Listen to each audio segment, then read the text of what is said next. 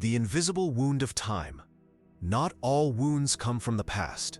Some are born in the present. While we let the days go by without meaning, without soul, without direction.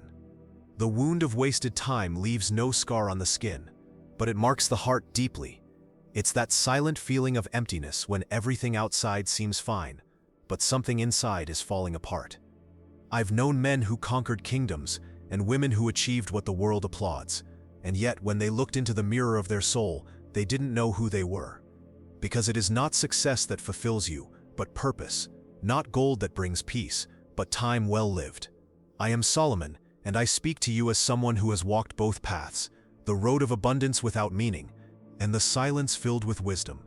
Today I want to reveal to you that wasting time is not just a distraction, it's a slow way of dying on the inside. 1. Time isn't lost, it bleeds. He who walks with the wise grows wise, but a companion of fools suffers harm. Proverbs 13:20. Every minute you give to the trivial is a drop of your essence that slips away. It's not the clock that moves forward, it's you who begins to vanish. We've been made to believe that passing time is harmless, but time isn't passed, it's either invested or wasted. And the most dangerous part is that this wound is silent. No one notices the pain of a soul living without purpose, but you know it. You feel it when you wake up without motivation, when you look back and can't say what you did with your days. The wise one doesn't fill his schedule, he fills his life with intention, because every moment given to what doesn't transform you, empties you.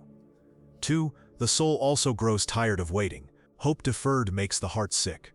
Proverbs 13:12. Sometimes the pain doesn't come from what happened, but from what never did. From what you always postponed, from the dreams you delayed again and again until they stopped calling you. Procrastination isn't innocent, it's a form of abandoning yourself. Your soul feels it. It waits for you every day.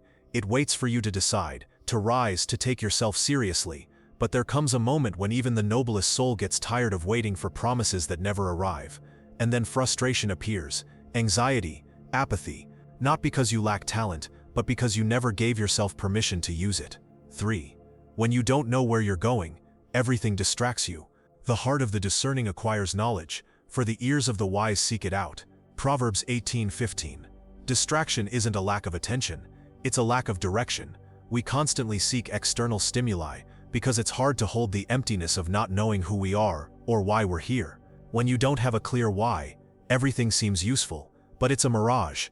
You fill your life with noise, just to avoid the silence that confronts you. Solomon wouldn't tell you to work more, but to live with purpose, because only those who know their destination can ignore what doesn't bring them closer to it, and those who don't get lost in everything.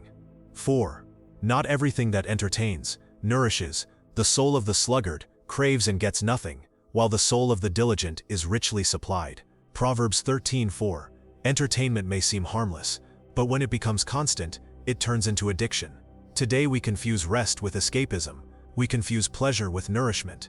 But not everything that feels good is good for you.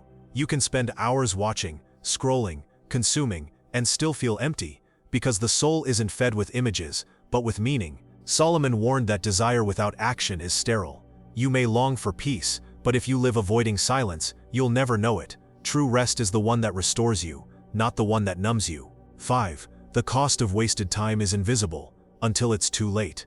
There is a way that seems right to a man, but in the end it leads to death. Proverbs 14:12.